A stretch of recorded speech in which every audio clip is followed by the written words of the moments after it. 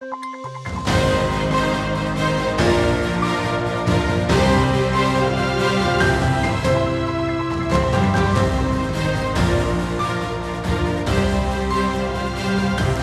Monsieur, bonsoir. Le Maroc industrialise son économie ou simplement ses statistiques? Une question amplement d'actualité, avec des classements africains, des milliards d'investissements publics, des records à l'export et des gigafactories. Ce ne sont pas les symboles qui manquent pour raconter le Maroc industriel qui gagne. Le Royaume vient d'ailleurs d'être classé premier pays industrialisé d'Afrique par la Banque africaine de développement. De quoi nourrir un certain récit de réussite marocaine. Oui, mais produire plus ne signifie pas forcément créer plus de valeur. Exporter davantage ne veut pas toujours dire enrichir davantage son tissu économique et absorber le chômage. Et d'ailleurs, le nouveau modèle de développement l'avait déjà diagnostiqué il y a 5 ans.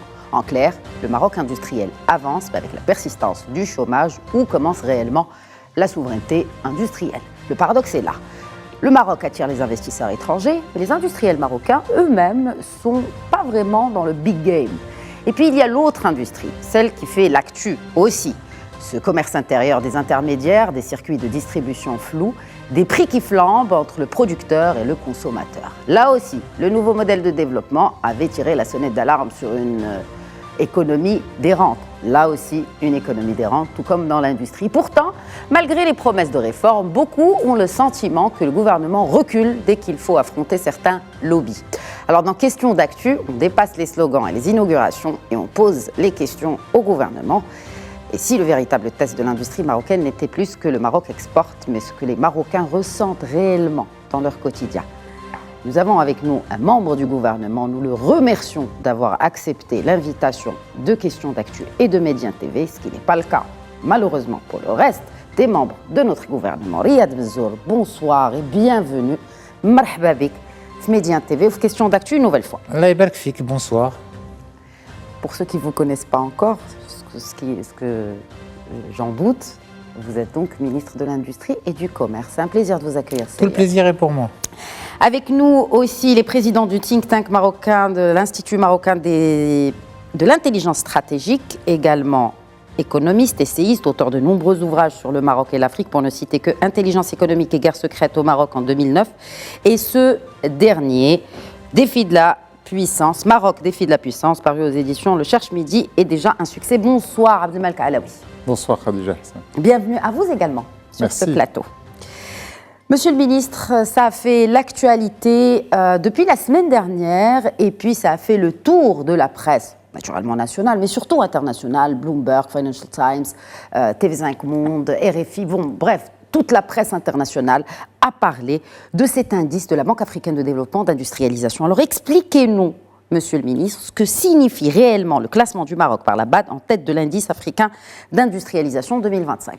C'est tout d'abord une confirmation de la trajectoire menée sous la conduite éclairée de Sa Majesté depuis plus de 25 ans pour industrialiser notre pays.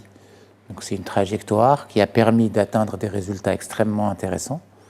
Comme vous le savez, l'Afrique du Sud était un pays, voire le seul pays qui était considéré parmi les pays émergents et voire même développés sur le continent ou industrialisés sur le continent pendant des décennies. Et le Maroc s'est doté d'une politique d'industrialisation successive et d'une dynamique d'industrialisation qui, au fur et à mesure, a commencé à porter ses fruits, certes avec certaines choses encore et beaucoup de choses à améliorer, notamment vis-à-vis du ressenti, on en parlera plus tard.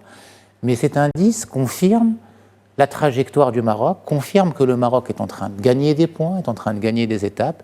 Il est multidimensionnel. Et l'Afrique du Sud en perd. Et l'Afrique du Sud...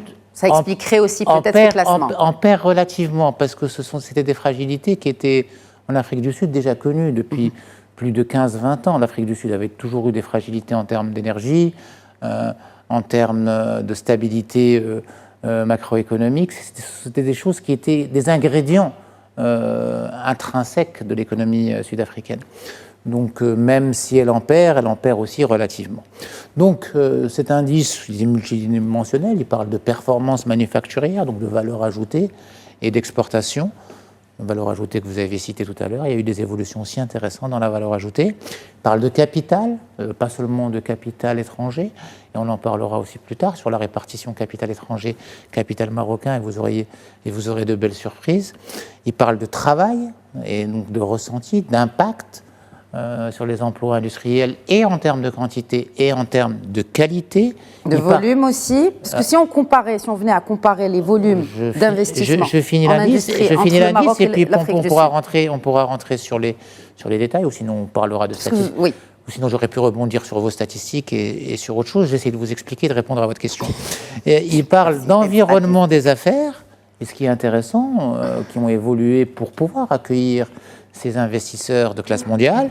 Il parle d'infrastructure, c'est un effort et un sacrifice énorme des Marocains et des Marocaines pour pouvoir avoir des infrastructures de classe mondiale qui sont en train d'être valorisées grâce au développement industriel notamment. Et il parle aussi de stabilité macroéconomique, le Maroc ayant fait des choix de maintenir ces grands indicateurs. Donc c'est une trajectoire aujourd'hui qui est validée. C'est notre pays qui a gagné des points, qui est devenu leader africain. L'ambition ne s'arrête pas là, mais c'est un bon moment de célébration. C'est un bon point aussi pour votre exécutif. C'est un bon moment, c'est un bon point pour notre pays, parce que notre exécutif a contribué, oui, certes, dans les 5 dernières années, mais c'est un travail de plus de 25 ans. Oui, mais vous avez parlé de statistiques, parce que j'en ai pas encore parlé. Je vais vous sortir une statistique, c'est les statistiques de l'Office d'échange. À fin avril 2026, les recettes des investissements directs étrangers, monsieur le ministre, ont baissé de près de 20%. Pour être exact, pour ne pas dire de bêtises sur les chiffres, comme vous dites, 19,6% de baisse par rapport à la même période 2025. Mais écoutez, lire les statistiques sur des moments mensuels, vous savez que les investissements étrangers arrivent par bloc. Annuel, donc, pas mensuel. C'est une comparaison annuelle. C'est une comparaison depuis le début de l'année. Depuis le début de l'année. De avril 2025 à avril 2026. De janvier à avril 2026 par rapport à janvier à avril 2026. Tout à fait, parfaitement. Donc c'est des comparaisons sur une période de l'année. On a une dynamique. Les investissements étrangers notamment arrivent par bloc. Il suffit qu'il y ait un seul investissement qui arrive en octobre pour qu'on multiplie ça par 2. Donc ce sont des choses qui sont très très difficiles à lire sur des rendez-vous mensuels. Mais vous avez raison, aujourd'hui, on doit suivre les indicateurs de manière précise. La partie investissement, on connaît notre pipeline, d'ailleurs il en inquiète certains, et notamment certaines puissances étrangères, on le connaît assez bien, on connaît nos rendez-vous, les transferts se font à des moments ou à d'autres. Le pipeline est assez rassurant au niveau des investissements industriels, ça je peux vous le confirmer.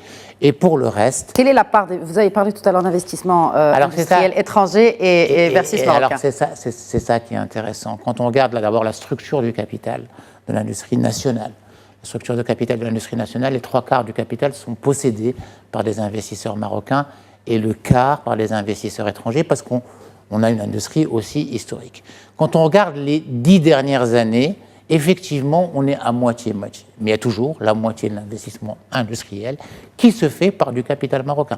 Quand on regarde les projets qui sont initiés dans le cadre de la banque de projets et des substitutions et des projets de substitution, on est à 86% de capital marocain. Donc, quand on est sur la petite et moyenne industrie, on est beaucoup sur le capital marocain. Quand on est sur les gros flagships et les équivalents ETI+, on est plus sur du capital étranger, ce qui crée une complémentarité. Complémentarité, mais il reste aussi ce paradoxe. On voit que nos usines exportent, mais cette valeur n'est pas réellement diffusée dans l'économie locale. On va parler de l'emploi tout à l'heure, mais peut-être revenir sur ce paradoxe avec vous, Abdelmalek Alaoui. Et ce paradoxe, est-ce que ce classement fait vraiment de nous, puisque votre dernier ouvrage s'intitule « Maroc, le défi de la puissance », fait vraiment de nous la première puissance industrielle d'Afrique? Alors, que disent les chiffres? D'abord, la notion de première puissance industrielle d'Afrique est une extrapolation médiatique. Le classement, il ne dit pas ça. Le classement, il dit quels sont les pays qui ont atteint un degré de sophistication et d'élargissement de leur base productive, et il classe le Maroc premier, avec une différence de 0,2 avec l'Afrique du Sud. Donc une différence qui est une feuille de papier. Et effectivement, si le Maroc a progressé de manière stable, pas assez rapidement, pas aussi rapidement qu'on le souhaiterait, pas aussi rapidement que le souhaiteraient nos partenaires, mais aussi nos concitoyens, mais également les pouvoirs publics, il y a aussi le ressac de l'Afrique du Sud du fait de la baisse de l'industrie liée à l'extraction minière pour laquelle l'Afrique du Sud est très importante, les délestages et les très grosses difficultés énergétiques qu'a connues l'Afrique du Sud, et puis de l'instabilité de manière globale. Ce qu'on lit d'abord dans ce classement, et pourquoi est-ce qu'il est très important, et vous avez mentionné ce rayonnement international, c'est que, comme l'a dit le ministre Mzo, les investissements directs étrangers, ils se construisent sur la confiance. Et le classement est très important parce qu'il participe au fait que le Maroc, il a cette singularité qu'à l'heure où la variable la plus importante qu'on a dans le monde, c'est l'instabilité, le Maroc est un îlot de stabilité à la fois macroéconomique et institutionnelle sous la conduite de Sa Majesté le Roi. On ne va pas assez vite, ça c'est un constat qui est partagé par la Commission spéciale sur le nouveau modèle de développement, un certain nombre de recherches économiques. On a encore beaucoup de freins pour atteindre la vitesse, mais on progresse de manière plutôt stable. Effectivement, il y a des angles morts dans ce classement. Ces angles morts, ils ne s'imposent pas uniquement au Maroc, ils s'imposent à la terre entière. Comment est-ce qu'on fait face à l'industrie 4.0 ? Comment est-ce qu'on fait face à l'arrivée de l'intelligence artificielle ? Comment est-ce qu'une usine de 2026 a besoin de 10 fois moins qu'une usine de 2006 pour pouvoir produire absolument la même chose parce qu'il y a une véritable révolution ?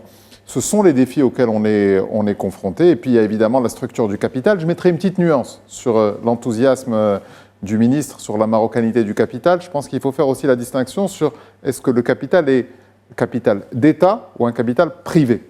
Parce que la grande promesse et le grand sujet, c'est de dire on va inverser les courbes. C'était la promesse, c'était exécutif. On va inverser les courbes entre l'investissement public et l'investissement privé. On est 3 ans après cette promesse et l'investissement public est toujours absolument prédominant. Donc il faut toujours être attentif à la constitution de ce capital dans cet investissement industriel. 380 milliards de dirhams d'investissement public programmés en 2026. Un nouveau record d'ailleurs. J'aimerais bien. Bien sûr, vous pouvez commenter. J'aimerais bien commenter par rapport à ce qui vient d'être dit, qui est toujours très brillant, comme ce que a l'habitude de dire M. Alaoui. On est en train de parler stricto sensu d'industrie dans cette discussion. Effectivement, dans la constitution de l'investissement global, on peut débattre.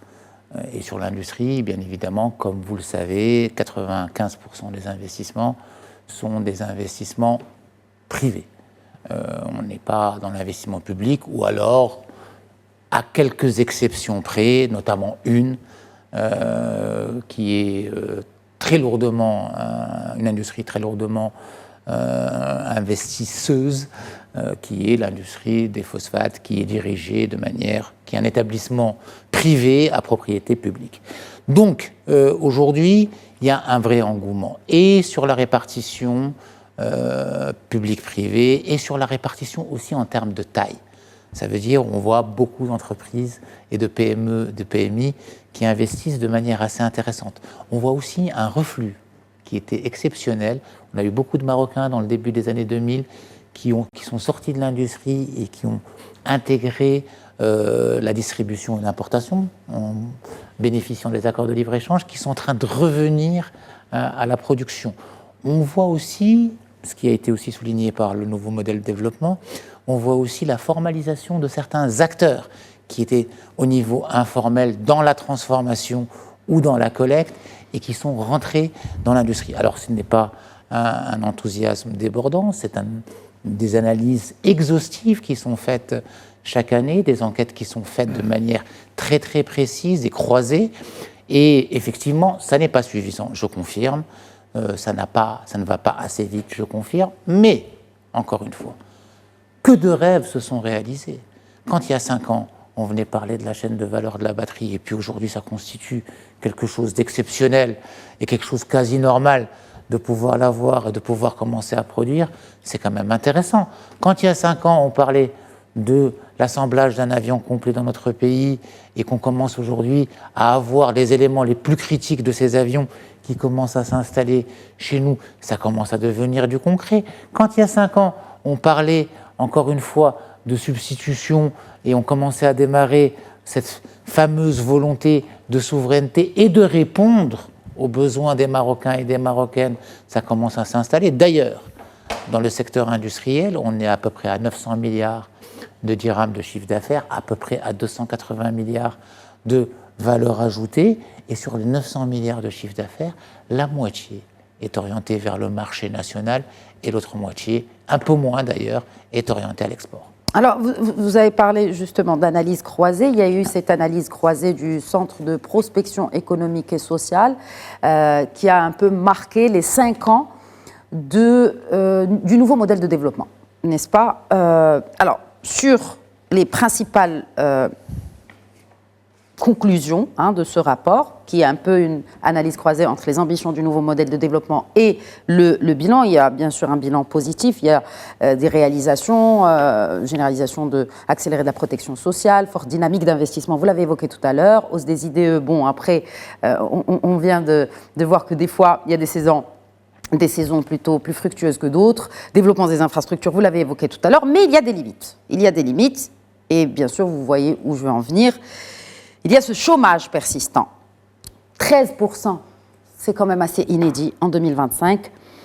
Et on a aussi ce décalage, Monsieur le Ministre, entre le discours du gouvernement et le ressenti du citoyen. Même si vous venez de dire que effectivement ça bénéficie à tous les citoyens, ça ne peut pas bénéficier à tous les citoyens, surtout les jeunes, quand le chômage dépasse 35%. On a coché toutes les cases et tous les objectifs du nouveau modèle de développement l'année dernière. Maintenant, on a de nouveaux enjeux. Et le nouveau modèle de développement n'avait pas intégré les enjeux qu'a évoqué Moulay Abdelmalek tout à l'heure, qui sont des enjeux extrêmement importants. On rentre dans une ère de dark factory où l'avantage compétitif du coût du travail n'est plus existant. Donc il va falloir qu'on travaille différemment. On est rentré dans une ère aussi qui ouvre de nouvelles perspectives pour nos jeunes, où il faut qu'on les outille pour qu'ils puissent les faire. Aujourd'hui, les barrières technologiques, les barrières de compétences, etc., se sont complètement atténuées si on arrive à équiper nos jeunes d'agents qui leur permettent d'augmenter en puissance et d'augmenter leur contribution. Donc aujourd'hui, on a des opportunités énormes, il faut qu'on s'y attelle très très vite, il faut qu'on rentre dans une ère où on finance l'innovation, où on finance le progrès, où on fait augmenter... Ça faisait partie des recommandations du nouveau modèle de développement, l'innovation, Monsieur le Ministre. On fait augmenter la classe moyenne très très vite. Oui. Ça veut dire aujourd'hui, on va probablement avoir moins d'emplois dans plus d'industries, mais on va servicialiser et transformer notre économie en économie de services et en économie d'innovation. C'est tout l'enjeu d'avenir. Oui, commentaire Abdelmalek Alaoui, je voudrais juste évoquer un extrait justement qui parle de cette jeunesse.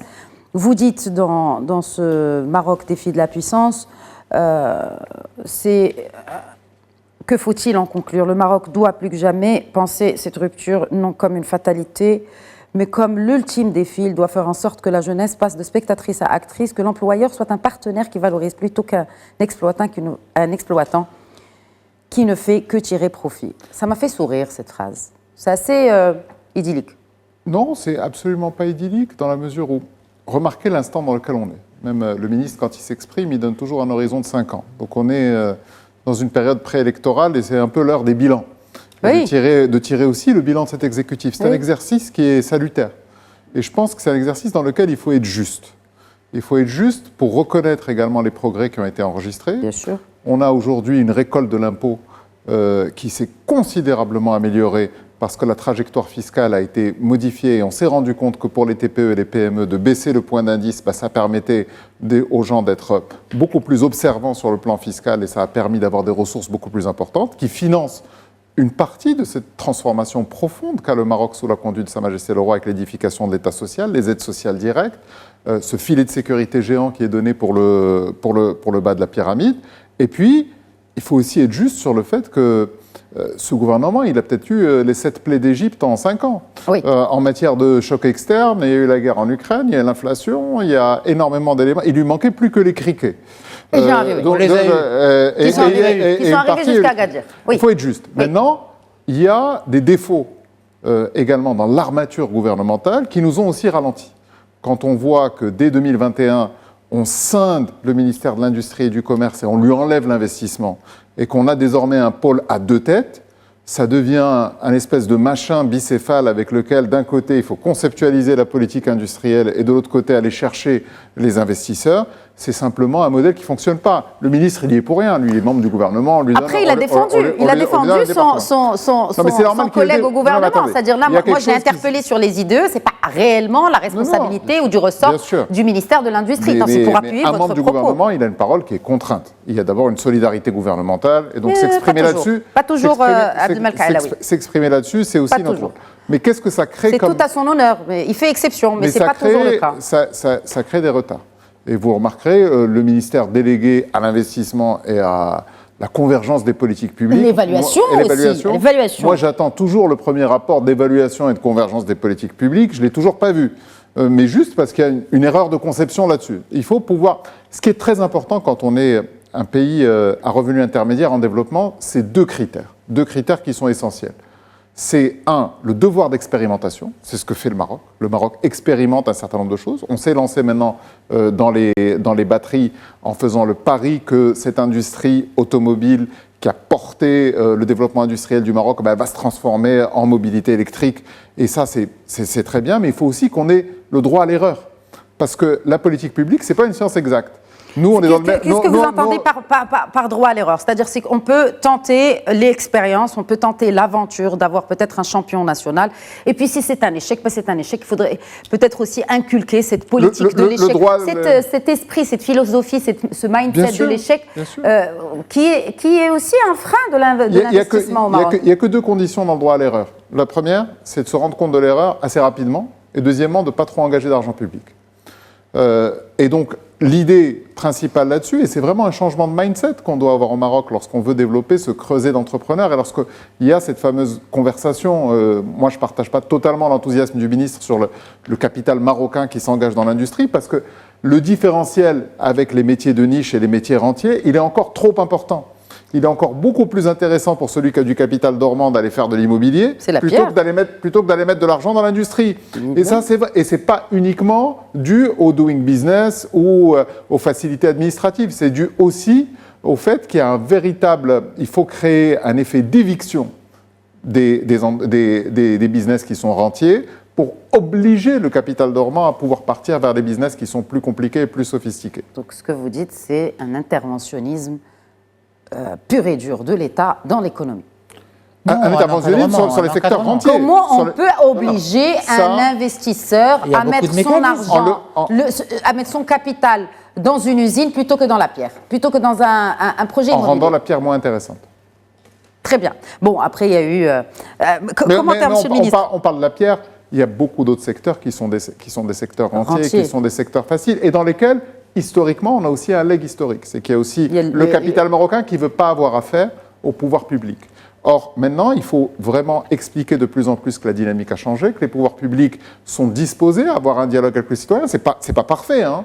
Il y a encore une marge de progression qui est importante, mais on le voit. Lorsque vous avez... Il y a une idée reçue qu'on retrouve parfois où on pense que la commission d'investissement qui est présidée par le chef du gouvernement, elle est réservée uniquement aux investisseurs étrangers.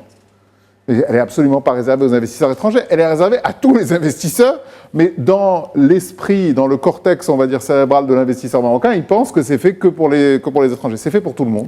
Ou que pour les affiliés à certains partis politiques, parce qu'il y a eu j'aimerais bien rebondir là-dessus. Si vous permettez. Je voulais juste finir justement sur cette polémique qu'il y a eu lors d'un meeting d'un parti politique où il s'agissait de charte de l'investissement et il y avait effectivement des membres de ce parti, en tout cas des militants, qui disaient nous, on a l'avantage de pouvoir bénéficier de ces avantages de la nouvelle charte de l'investissement parce qu'on appartient au parti. Je ferme la parenthèse. Attendez, est-ce que c'est sur ce plateau aujourd'hui de Média en 2026 qu'on découvre qu'il y a du clientélisme? Le clientélisme, il existe partout. Le clientélisme, il existe partout. Je vous invite à regarder un certain nombre de pays. Et nous, franchement, on ne boxe pas dans la catégorie des meilleurs en matière de clientélisme. Là où on n'est pas bon, c'est que ça se voit. Pas des plus mauvais. Mais maintenant, ceci étant dit, et ce qu'a dit Moulay Abdelmalek est très très important. La partie protection, on va dire, protection, économie protégée, l'économie marocaine fonctionnait comme ça. Et depuis très très longtemps. Ça veut dire depuis le 19e siècle, elle fonctionnait comme ça. Elle fonctionnait par protection. Et donc, il a fallu faire des changements. L'industrialisation de notre pays a commencé par la déprotection. Et je vais vous donner un schéma qui illustre ça, qui est assez simple. Mais c'est un sacrifice, la déprotection. C'est un gros sacrifice.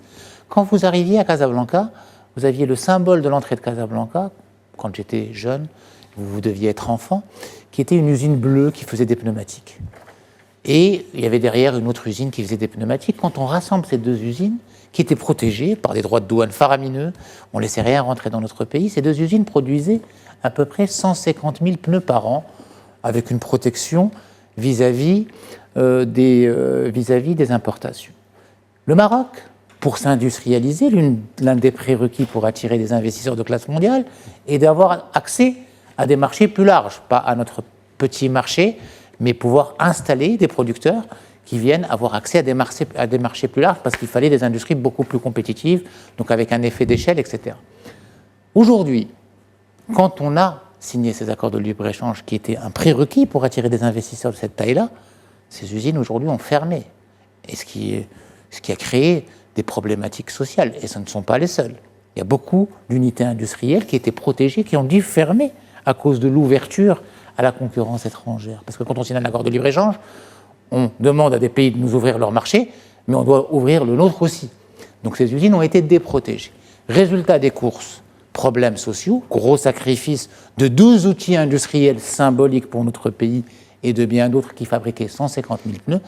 25 ans plus tard, on a un outil industriel à Tanger qui fabrique 15 millions de pneus. Donc ça s'appelle, les économistes appellent ça du schumpeterisme, de la destruction créatiste, la destruction créatrice. Ça demande des sacrifices. Gros sacrifice que le Maroc a fait et que le Maroc a assumé, c'est d'ouvrir son économie pour ce qui a fragilisé le secteur industriel existant. Et c'est normal qu'il y ait des résistances. Donc quand on ouvre, quand on casse cette rente, quand on ouvre ça à la concurrence, on casse ce qu'on a, ou une partie de ce qu'on a. On ne garde que ce qui est sain pour reconstruire quelque chose beaucoup plus tard. Donc c'est un sacrifice qui doit être assumé. On ne peut pas sacrifier des outils de souveraineté, on ne peut pas sacrifier des outils qui sont sensibles. C'est pour ça que dans certains secteurs, ça ne s'est pas fait. Il y a aussi des lobbies qui préservent d'autres secteurs. Et là, on doit faire un travail d'orientation. En parlant de ça, en parlant de lobby... attendez, je finis ma démonstration. Attendez, je finis ma démonstration. Il y a aussi certains lobbies qui font un travail de préservation et qui sont aujourd'hui encore avec une voix trop importante, contre lesquels il faut aujourd'hui se mobiliser. Alors, il faut se mobiliser. Bon, il faut dire que pour votre mandat actuel, il n'y a plus vraiment de marge de temps pour se mobiliser pour des... Mais vous savez, alors, vous avez eu 5 ans pour le faire, Riyad Manzour. On a eu 5 ans, on a fait un travail. Oui, et mais certaines faiblesses persistent. On a encore devant nous des choses à faire. Et ça, on ne règle pas tous les problèmes d'un pays en 5 ans. Comme on n'industrialise pas un pays en 5 ans, comme on ne moralise pas un pays en 5 ans. Bon, je voudrais vous parler à présent de l'énergie, Monsieur le Ministre. Donc pas d'industrie sans l'énergie, oui. C'est un fait. Pas d'énergie sans composants pour la stocker, pour la transporter, etc. Vous en convenez. On a aujourd'hui des gigafactories. C'est un peu l'exemple, corrigez-moi si je me trompe, mais on peut le comparer un peu aux géants de l'automobile qui se sont installés et à toutes les PME marocaines qui pullulent autour et qui gravitent autour. On en est où pour les PME marocaines de l'industrie de l'énergie, Monsieur le Ministre? Alors, c'est assez complexe comme question parce que la chaîne de valeur des gigafactories est en train de s'installer. Donc, on commence à avoir composant par composant et d'ici la fin de cette année, on aura toute la chaîne de valeur. C'est comme... D'ici la fin de l'année? Oui. Oh. C'est comme poser la question... C'est extraordinaire, Monsieur le Ministre. C'est comme poser la question en 2009, quand Renault s'installe au Maroc, où sont les PME marocaines qui vont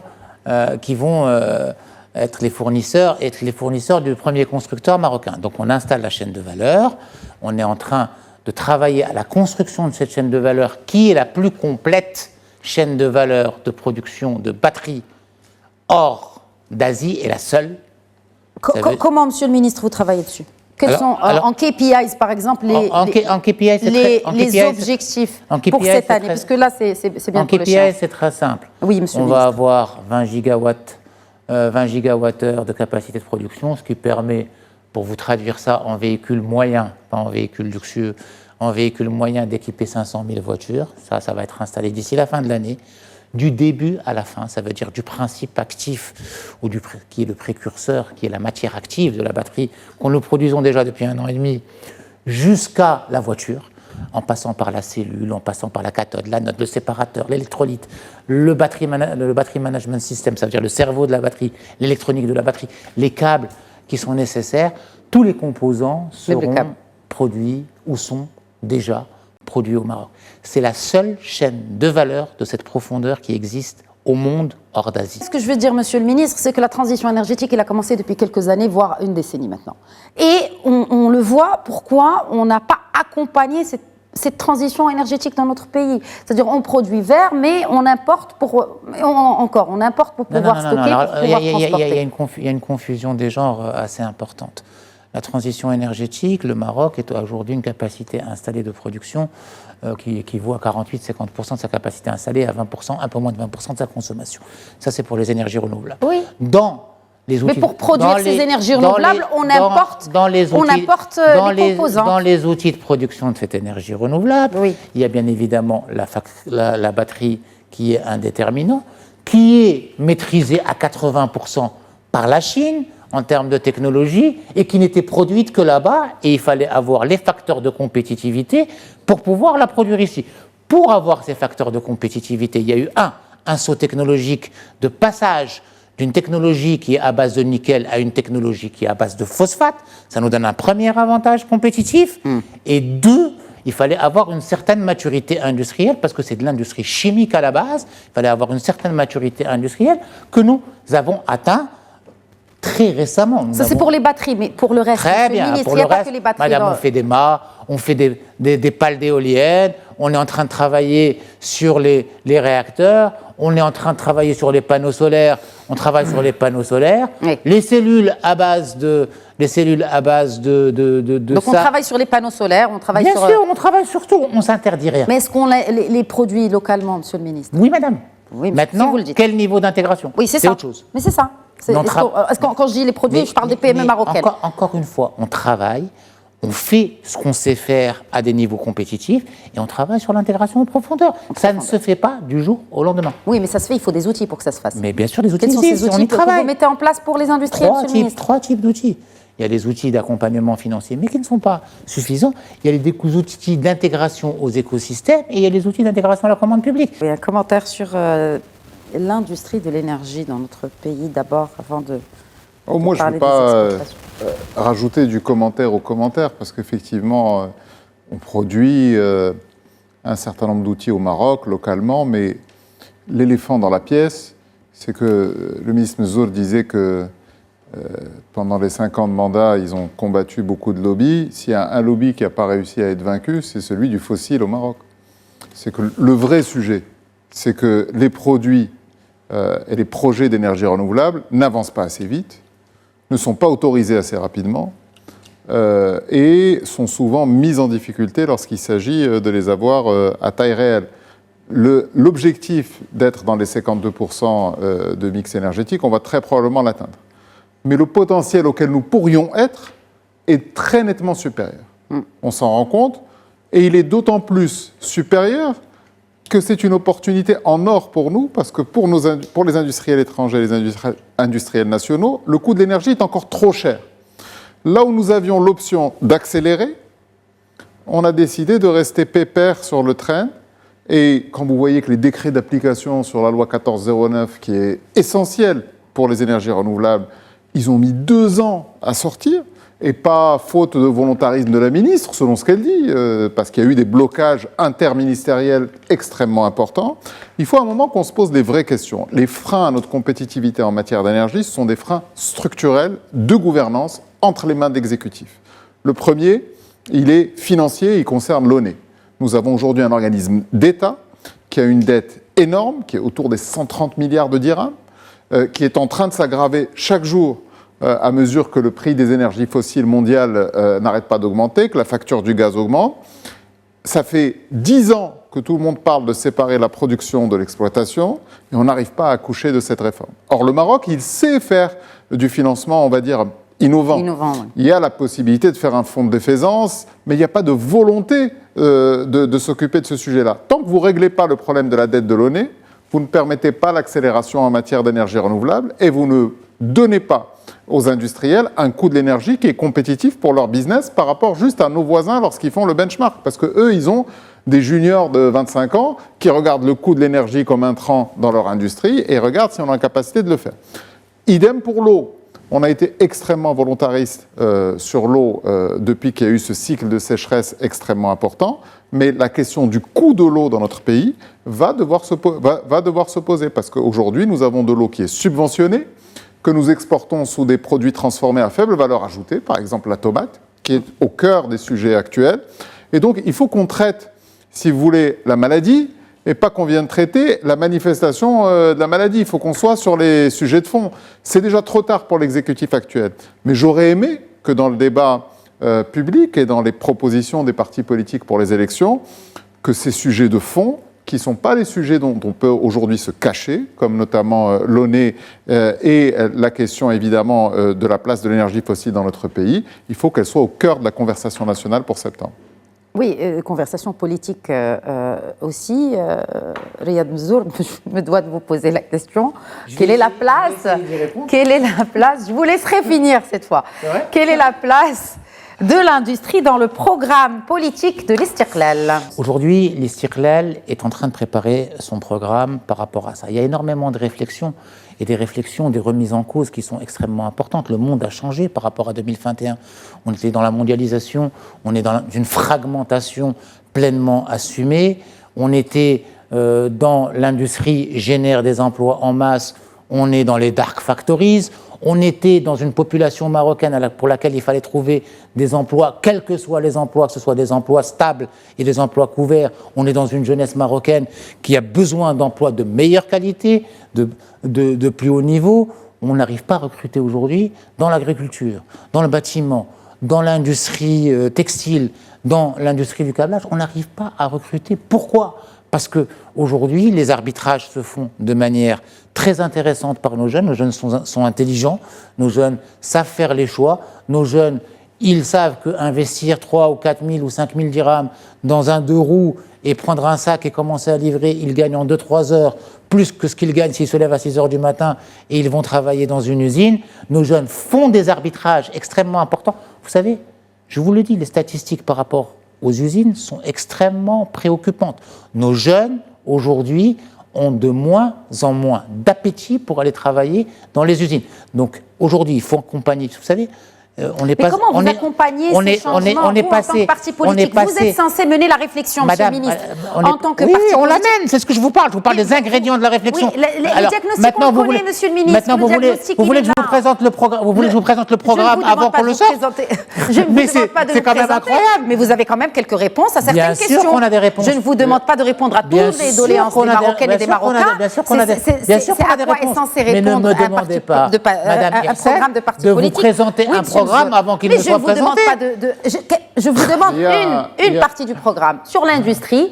Comment vous menez la réflexion au niveau de l'Istiqlal? Je vous explique comment je mène la réflexion à partir de quels ingrédients. Maintenant, si vous me laissez vous expliquer quelles sont les pistes, je me ferai plaisir de le faire. Je suis en train juste d'accélérer parce qu'il nous reste très peu de temps. Mais je suis sûr que Moulay Abdelmalek a quelque chose à dire sur ce sujet. Pourquoi? Je pense, juste pour être peut-être dans le sillage de la question des partis politiques en matière de proposition. Moi, je me suis intéressé à la production de l'Alliance des économistes istiqlaliens sur les 5 dernières années.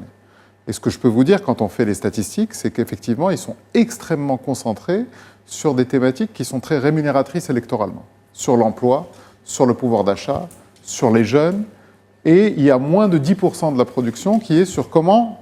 en fait, c'est comme un syndic de copropriété. Ils voient comment est-ce qu'on répartit les charges, mais ils ne réfléchissent pas vraiment à comment est-ce qu'on construit le nouvel étage. Celui qui va nous donner une nouvelle base productive qui va créer beaucoup d'emplois. Et la réalité, c'est qu'on ne peut pas leur en vouloir. C'est que le monde, il a changé de paradigme. On est dans une révolution industrielle absolument majeure qui va impacter absolument tous les métiers. Et donc, qui veuille réserver les propositions à la campagne électorale, j'espère qu'il y aura de l'écho. Je voulais un scoop quand même sur ce plateau, je ne peux pas, visiblement pas l'avoir. La réalité, c'est que c'est extrêmement compliqué aujourd'hui de pouvoir distinguer les bonnes réponses.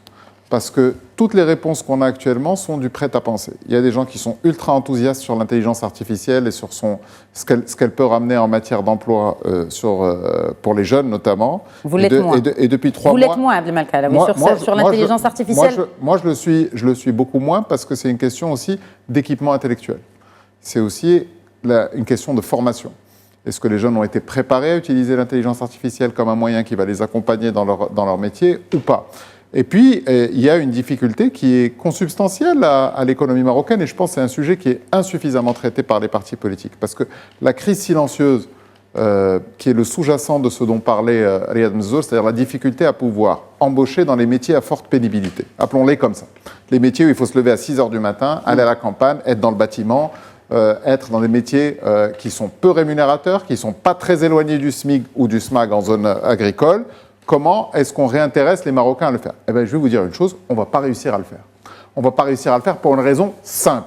C'est que le Maroc, en progressant, en mettant en place les aides sociales directes, eh ben, vous faites votre arbitrage et vous dites, ben moi, c'est plus rémunérateur de rester chez moi, de ne pas être déclaré. On a même des Travailler au black, on a même des effets où ils viennent demander à des acteurs structurés, alors que tout l'effort de l'État, c'est de ramener les gens vers le structuré, où on dit, je veux continuer à toucher mes aides sociales directes, donc tu vas me payer, tu vas pas me déclarer. Oui. Et puis, il y a un troisième sujet qui est très important, dont personne ne parle, c'est qu'on a aussi un phénomène de migration qui est en train de changer la nature de la force productive dans les métiers à forte pénibilité.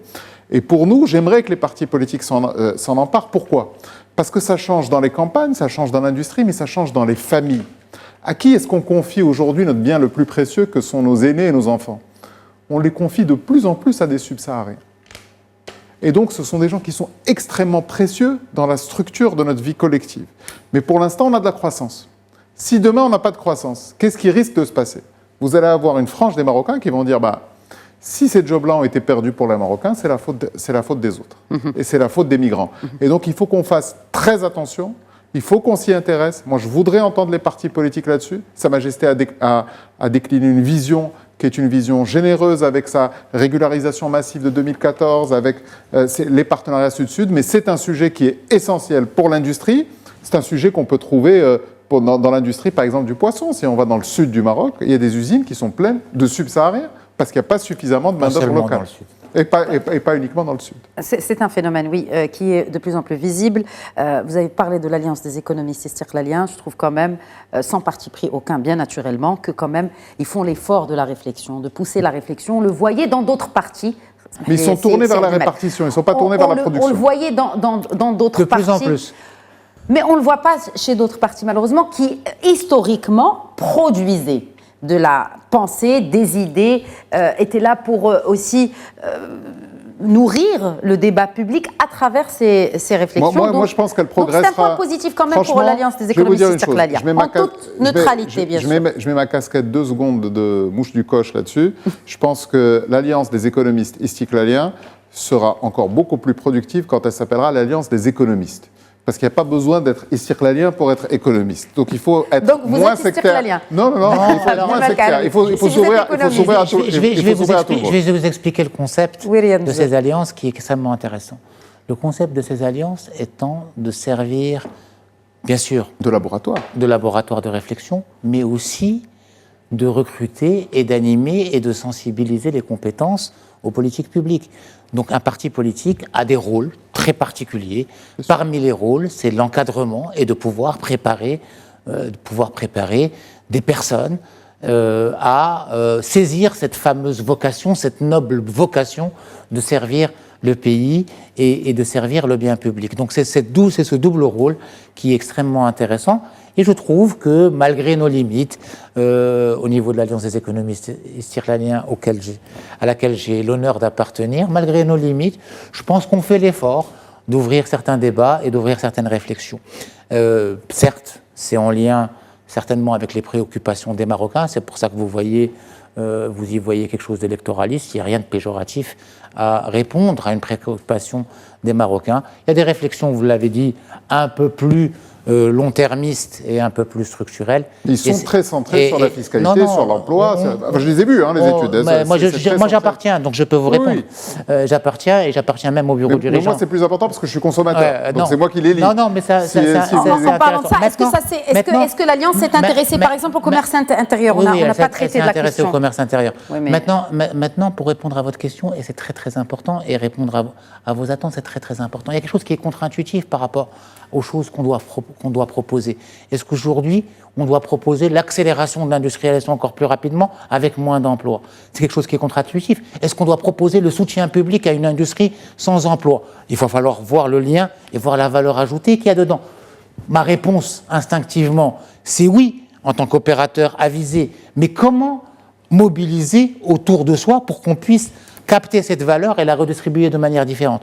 Donc il y a une réflexion beaucoup plus profonde, beaucoup moins simpliste dans un monde beaucoup plus complexe, où aujourd'hui, il faut faire des choix et les assumer de manière constante.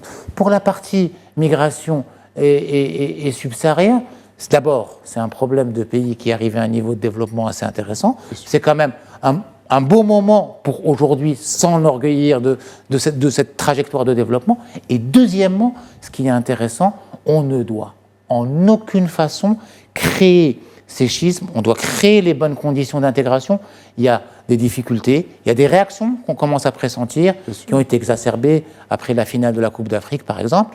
Il y a aussi des réactions au niveau des pratiques religieuses qu'on doit aussi gérer, parce qu'on a d'autres formes de pratiques religieuses et de nouvelles formes de pratiques religieuses qu'on doit pouvoir intégrer dans notre écosystème. Donc il y a un travail extrêmement intéressant à faire, extrêmement précis, pour pouvoir garder ces équilibres et pour pouvoir conserver notre trajectoire de développement. On n'a pas parlé de commerce intérieur, oui. Monsieur le ministre. Parlons-en. Parlons-en. Commerce intérieur, vous avez un peu déclaré forfait face au lobby des intermédiaires, vous l'avez dit au Parlement. En tout cas, est-ce que c'est un des échecs? J'ai dit au Parlement que j'ai déclaré forfait par rapport au lobby des intermédiaires. Non, pas que vous déclariez forfait, mais c'est-à-dire je dois faire preuve de somnambulisme sans m'en rendre compte. Je ne parle pas de l'épisode des moutons, je parle avant, quand il y a eu effectivement certaines pratiques qui ont profité du malheur de certaines populations, notamment dans le Gharb, pour augmenter les prix. Vous vous êtes insurgé contre la pratique au Parlement. Et on a pris des mesures. Et vous avez pris des mesures, mais ces mesures-là n'ont pas donné l'effet escompté. Sur les inondations, oui. Sur les inondations, oui. Sur les inondations, oui. Mais pas sur le mouton. Vous ne pouvez pas lier un événement à un autre. Mais parce que depuis le début de votre mandat, vous avez parlé de la réforme du commerce intérieur, Monsieur le ministre. Très bien. Je suis d'accord avec vous. La réforme du commerce intérieur ne s'est pas faite. À cause des lobbies? Ne s'est pas faite, pas seulement à cause des lobbies. Pas seulement, donc les lobbies ils sont pour quelque chose. Ne s'est pas faite pour de multiples raisons qu'on expliquera pour la diversité des responsabilités par rapport aux chaînes de valeur, mais elle ne s'est pas faite. Et aussi à cause des lobbies. Deuxième chose, là où vous avez raison, on n'a pas réussi à casser certaines pratiques. Et il y en a même d'autres et de nouvelles qui sont arrivées, qui sont extrêmement préoccupantes, notamment celles qui sont liées à la partie importation et à la partie mouton dans les 2 derniers événements, ça veut dire les 2 dernières années avec les 2 Eid qui ont eu lieu, sauf l'interruption du Eid du milieu. Et aujourd'hui, il y a un travail d'abord qui n'a pas été fait par le gouvernement et qui aurait dû être fait. Ça, c'est un mea culpa. C'est un travail d'explication d'abord du coût de production du mouton, de ce mouton-là. Le mouton avait un coût, et c'est un coût qui est extrêmement important. Et ce coût-là nous fait arriver aujourd'hui, par exemple, à partir de 2 mois jusqu'aux 9, 10 mois, 11 mois, nous fait arriver à plus ou moins 2000, 2100 dirhams, malgré les pâturages. 2000, 2100 dirhams de coût, hors partie agneau qu'il faut acheter au départ. Ça, on ne l'a jamais expliqué. On ne l'a jamais expliqué à nos concitoyens, et il fallait leur expliquer.